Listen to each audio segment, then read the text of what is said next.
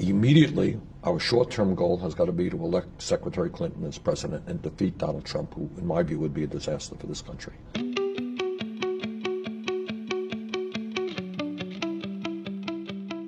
I actually want to start off by telling you a little personal anecdote, which is that about a year ago I was a volunteer for your campaign.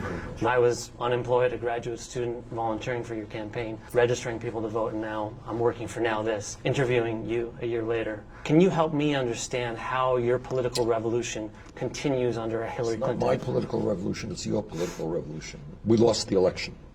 We made history, and we ran perhaps the most consequential campaign in the modern history of America. Ideas that at one point were thought to be crazy and fringe are now incorporated in the Democratic National Platform. You did that, and millions of other people did that because you stood up and you fought back, and you told the world that it will be the American people who run our country, not a handful of billionaires.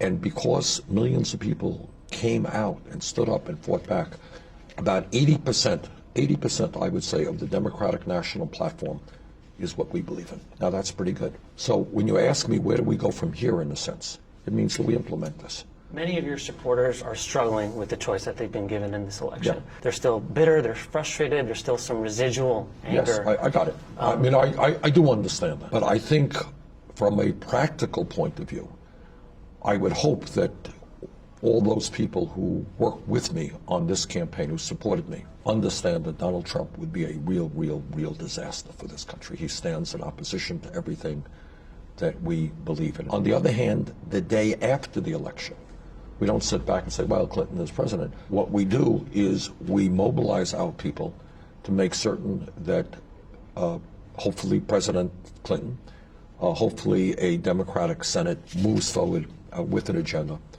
that helps transform this country. Do you think your supporters need to separate the idea of voting for Hillary Clinton and supporting Hillary Clinton? Are these two different things? They are. Yeah. They are. I mean, again, I'm not here to tell people how to think or, for that matter, how to vote.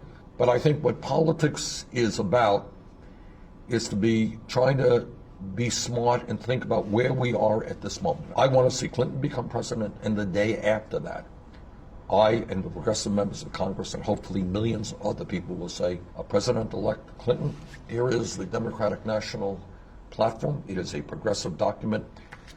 We're going to be introducing legislation piece by piece by piece on trade, on raising the minimum wage, on making public colleges and universities tuition-free, on a Medicare for all single-payer program, on rebuilding our crumbling infrastructure.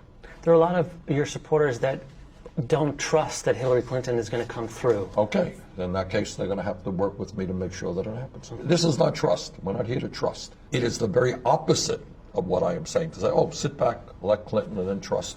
No, mobilize, educate, fight. And if there are Democratic members of Congress, or if Clinton, when elected president, does not go forward in doing the right thing, let them know how you feel about it.